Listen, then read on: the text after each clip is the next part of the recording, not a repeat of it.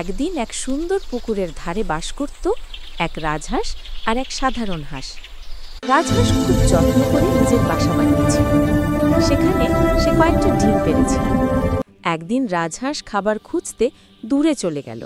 সে ভাবল একটু মাছ ধরে আনলেই ফিরে আসব।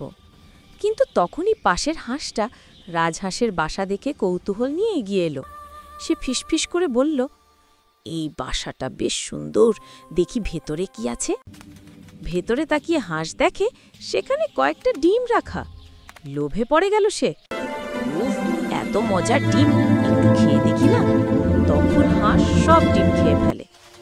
কিছুক্ষণ পর রাজহাঁস ফিরে আসে, দেখে বাসা খালি, ডিম নেই একটাও।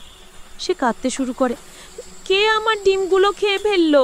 পুকুরের পানি কাঁপতে থাকে, পাতা দুলে ওঠে। তখন এক চড়ুই পাখি এসে বলে, আমি দেখেছি ওই হাঁসই তোমার ডিম খেয়েছে। রাজহাঁস রেগে গিয়ে হাঁসের দিকে তাকিয়ে বলে, তুমি আমার বন্ধুত্বের দাম এইভাবে দিলে?